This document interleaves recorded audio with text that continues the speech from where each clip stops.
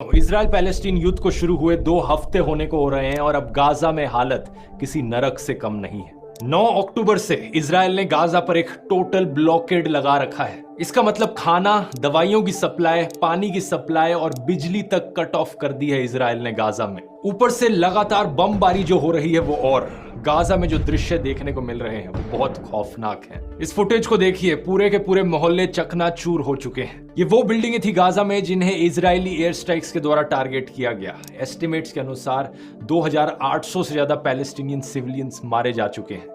हजारों इस मलबे में अभी भी दबे पड़े हैं। बाकी जो अभी भी जिंदा है वो हॉस्पिटल्स और स्कूलों में शेल्टर लेने की कोशिश कर रहे हैं, लेकिन 16 अक्टूबर तक यूनाइटेड नेशंस की शेल्टर्स में भी पानी खत्म होने लग गया था। यूनाइटेड नेशंस की एजेंसी UNRWA ने 15 अक्टूबर को कहा कि यहां गाजा में हमें एक अनप्रेसिडेंटेड ह्यूमन कैटास्ट्रफी देखने को मिल रही है। महमूद मतार, गाजा में काम करने वाले एक सर्जन, ने BBC को बताया कि हॉस्पिटल्स पूरी तरीके से ओवरवेल्म हो चुके हैं। पानी नहीं है, बिजली नहीं है और हमारा नेटवर्क कनेक्शन भी खराब है। मैं अभी पानी की तलाश में हूं। गाजा में नसीर हॉस्पिटल में काम करने वाले एक और डॉक्टर ने बताया कि फ्यूल भी खत्म होने वाला है। 60 पेशेंट्स हैं डायलिसिस पर, 35 पेशेंट्स ICU में जिन्हें वेंटिलेटर्स की जरूरत है। फ्यूल खत्म हुआ तो इन्हें बचा कर रखना पॉसिबल नहीं हो पाएगा।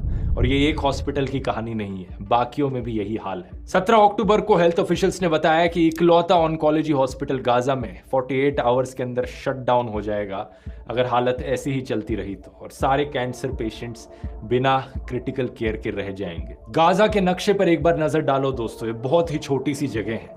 सिर्फ 365 स्क्वायर किलोमीटर्स में फैली ये स्ट्रिप न्यूयॉर्क शहर के साइज से कंपेयर करो तो पता लगेगा कि ये कितनी छोटी जगह है। इवन दिल्ली से कंपेयर करो, ऑलमोस्ट 1/4 साइज है इसका। इतनी छोटी सी जगह में 23 लाख लोग रहते हैं। ये दुनिया की one of the most densely populated जगह है। वॉर शुरू होने से पहले भी यहाँ की लिविंग कंडीशंस बहुत खराब थी। यहाँ रहने वाले लोग कॉन्स्टेंटली इजरायली सर्वेलेंस के अंडर रहते थे और इजराइल परमिशन के बगैर बाहर ट्रैवल भी नहीं कर सकते थे। और यहाँ ये बात भी मेंशन करनी जरूरी है कि 23 लाख की पॉपुलेशन में ऑलमोस्ट आधी पॉपुलेशन बच्चों की है। सही सुना आपने, यही कारण है कि एस्टिमेट्स के अनुसार अभी जितने भी लोग इस वॉर में मारे गए हैं उनमें से करीब 60% औरतें और बच्चे हैं गाजा में। लेकिन इतने बुरे हालात वॉर शुरू होने से पहले भी गाजा में थे कि इजराइल के क्रिटिक्स गाजा को अक्सर ओपन एयर प्रिजन करके पुकारते थे, मानो ये जमीन एक खुली जेल हो। 7 अक्टूबर को हमास ने इजराइल पर एक आतंकवादी हमला किया था जिसकी वजह से वॉर शुरू हुई, लेकिन उसके रिस्पॉन्स में इजराइल लगातार गाजा पर हमले किए जा रहा है।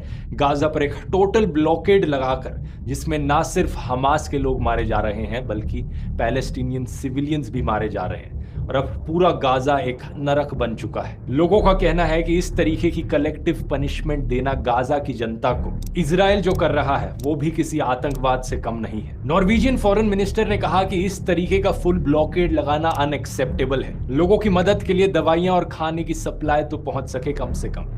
यूनाइटेड नेशंस के सेक्रेटरी जनरल एंटोनियो गुटेरेस ने भी सिमिलर चीज कही। इजराइल को ह्यूमैनिटेरियन एड अलाउ करनी चाहिए गाजा में, और हमास को इजरायली हॉस्टेजेस को रिलीज कर देना चाहिए बिना कंडीशंस के।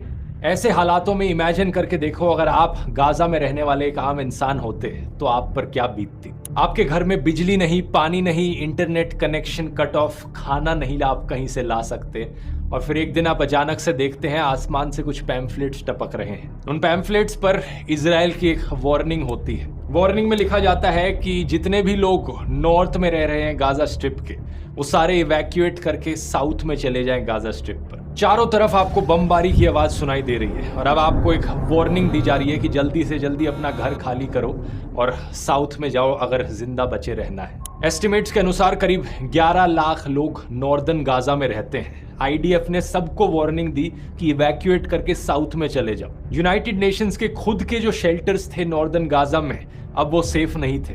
नॉर्दर्न गाजा में मौजूद हॉस्पिटल, स्कूल्स, क्लिनिक्स, किसी को भी टारगेट किया जा सकता था। UNRWA ने पॉइंट आउट किया कि कैसे बहुत सी प्रेग्नेंट औरतें, बच्चे, एल्डरली लोग जो मूव नहीं कर पाएंगे, कहाँ जाएंगे, वो इवैक्यूएट कैसे करेंगे। ऊपर से वर्ल्ड हेल्थ ऑर्गेनाइजेशन ने इजराइल के ऑर्डर्स को स्ट्रांगली कंडेम किया। 22 हॉस्पिटल्स हैं नॉर्दर्न गाजा में जिनमें 2000 से ज्यादा पेशेंट्स हैं। आखिर हॉस्पिटल्स को कैसे इवैक्यूएट किया जाएगा? इसके बावजूद भी इजराइल मिलिट्री ने कहा कि करीब 6 लाख गाजन लोग नॉर्दर्न एरिया से इवैक्यूएट करके साउथ में चले गए। 5 लाख लोगों ने इवैक्यूएट नहीं किया, लेकिन मान लेते हैं कि आप उन लोगों में से थे जो इवैक्यूएट करके साउथ में चले आए। लेकिन क्या इसका मतलब आप बमबारी से बच जाओगे? Are people that were killed or injured during Israeli strikes in their homes in Deir al-Balah, which is located in southern Gaza? हमें इंस्टेंसेस देखने को मिले सेंट्रल गाजा में करी गई एयर स्ट्राइक्स के, जहां पर परिवारों के घर चकनाचूर हो गए। सदर्न गाजा में रहने वाले लोग भी सेफ नहीं थे। खान यूनिस सदर्न गाजा में मौजूद एक शहर में भी मल्टीपल एयर स्ट्राइक्स किए गए। बीबीसी के एक कॉरेस्पॉन्डेंट ने सदर्न गाजा में हुई एयर स्ट्राइक को कंफर्म किया कि रफा क्रॉसिंग के पास एक बिल्डिंग डैमेज हुई। इनके अनुसार रफा क्रॉसिंग पॉइंट वाले एरिया पर इजराइल ने कम से कम 3 बारी हिट किया। ये एरिया काफी इंपॉर्टेंट है, जरा गौर से देखिए इस जगह को। रफा बॉर्डर क्रॉसिंग, गाजा और इजिप्ट के बीच ये बॉर्डर क्रॉसिंग है, क्योंकि अगर गाजा में कोई जगह सेफ नहीं है तो लोग ऑब्वियसली गाजा से बाहर जाने की सोचेंगे। एक तरफ समुद्र है जहां जाया नहीं जा सकता, दो तरफ इजराइल का देश है जहां ऑब्वियसली नहीं जाया जा सकता।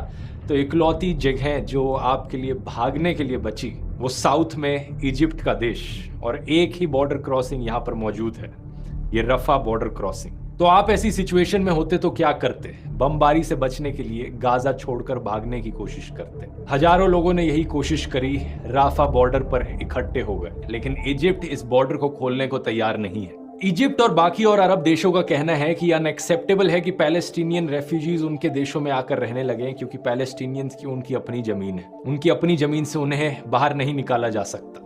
इस सब के बीच ये वॉर एस्केलेट होने का खतरा भी मंडरा रहा है, क्योंकि इजराइल और लेबनान में भी क्लैशेस देखने को मिले।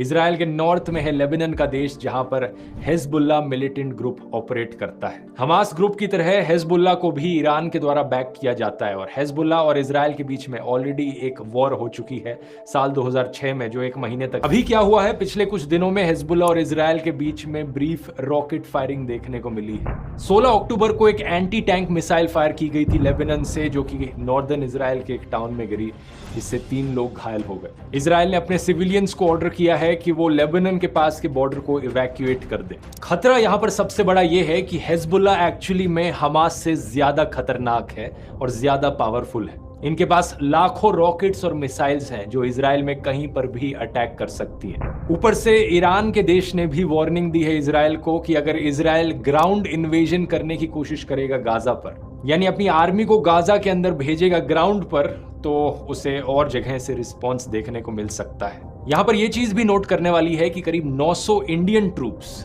इजराइल लेबनान बॉर्डर पर स्टेशन्ड है। ये यूनाइटेड नेशंस की पीस कीपिंग फोर्स का एक हिस्सा है, United Nations interim force in Lebanon. हमारे इंडियन ट्रूप्स वहां पर 1978 से रहे हैं, और 15 अक्टूबर को अभी रिपोर्ट किया गया कि एक रॉकेट शेल सदर्न लेबनान में उस साइट के आसपास गिरी। हालांकि कोई कैजुअलिटीज थैंकफुली नहीं रिपोर्ट की गई। ये सवाल अभी भी एक बहुत बड़ी मिस्ट्री है कि हमास 5000 से ज्यादा रॉकेट्स कैसे इकट्ठे कर पाया गाजा में, और कैसे इजराइल को इसके बारे में बिल्कुल नहीं पता चला। पिछले वीडियो में मैंने बताया था कि इजिप्ट ने ऑलरेडी वार्निंग दी थी इजराइल को कि एक हमला होने वाला है। बाद में पता चला कि अमेरिका को भी इसके बारे में इंफॉर्मेशन थी और उन्होंने भी वार्निंग दी थी इजराइल को। 28 सितंबर का एक अपडेट था मल्टीपल स्ट्रीम्स ऑफ इंटेलिजेंस के द्वारा कि हमास रॉकेट अटैक्स कर सकता है बॉर्डर के अक्रॉस।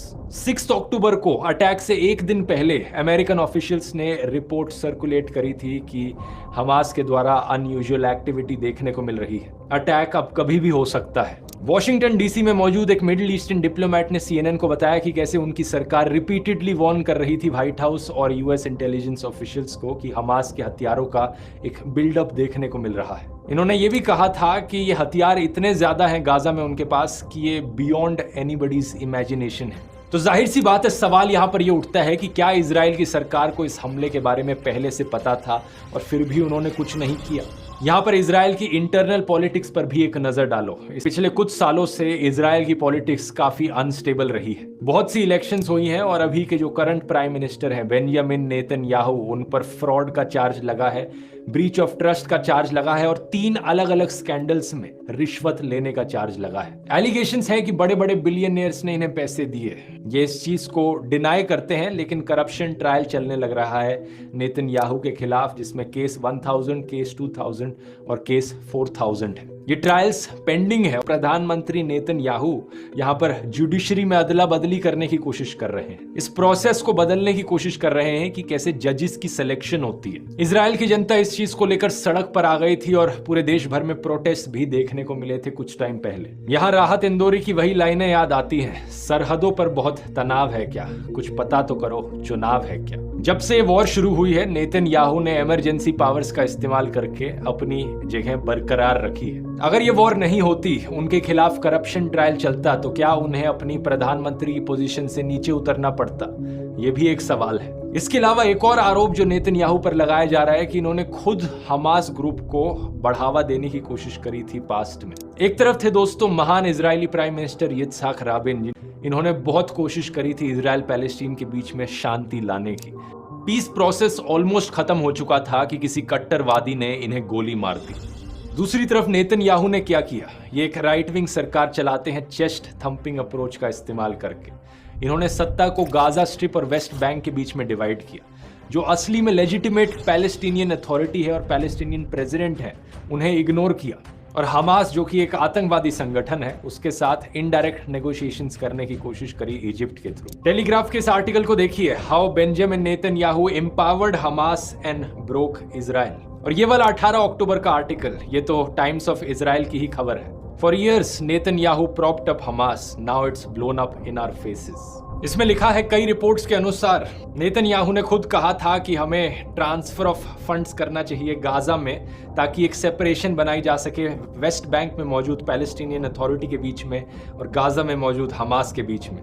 अगर ये दरार बनी रहेगी तो पैलेस्टीनियन स्टेट कभी नहीं बन पाएगी। इनकी एक कट्टरवादी पॉलिटिकल पार्टी के एक एक्सट्रीम राइट विंग पॉलिटिशियन ने स्टेटमेंट कही थी 2015 में कि इजराइल की पॉलिसी है पैलेस्टीनियन अथॉरिटी को एक बर्डन की तरह ट्रीट करो और हमास को एक एसेट की तरह ट्रीट करो। इजरायली सरकार ने कतार से आने वाले करोड़ों रुपए के सूटकेसेस को गाजा में एंटर करने दिया हमास को बेनिफिट पहुंचाने के लिए 2018 में। ये जो सारी बातें मैं आपको बता रहा हूं, हो सकता है आपको शॉकिंग लग रही हो, लेकिन इजराइल में ज्यादातर आम जनता इन बातों के बारे में ऑलरेडी जानती है, क्योंकि थैंकफुली इजराइल का जो मीडिया है अभी भी आजाद है, सरकार की गोदी में नहीं बैठता। यही कारण है कि लेटेस्ट पोल्स के अनुसार नेतन्याहू की जो अप्रूवल रेटिंग है वो बड़ी तेजी से गिरती जा रही है जब से वॉर शुरू हुई है। एक रीसेंट पोल किया गया था, उसके अनुसार सिर्फ 29% लोग अब नेतन्याहू को सपोर्ट करते हैं। ये एक ऑल टाइम लो रीच कर चुका है। इजराइल में खुद अब प्रोटेस्ट देखने को मिल रहे हैं इनकी सरकार के खिलाफ। लोग अपना गुस्सा नेतन्याहू पर निकाल रहे हैं, प्लेकार्ड्स हाथ में लिए,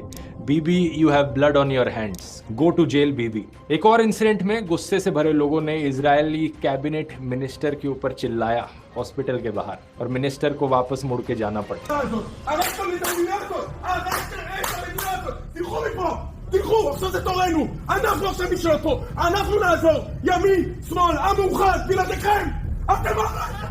उस इंसान ने कहा, अब हमारा समय आ गया है कंट्रोल लेने का, हमारा यानी इजरायली सिविलियंस का। इसलिए मैं कहता हूं दोस्तों, कभी भी किसी सरकार, संगठन या ग्रुप की अंधभक्ति में मत गिरा करो। हमेशा इंसानियत की साइड लो और आम लोगों की सोचा करो, चाहे वो इजराइल में रहने वाले आम लोग हो या फिर गाजा में रहने वाले आम लोग हो। बहुत बहुत धन्यवाद।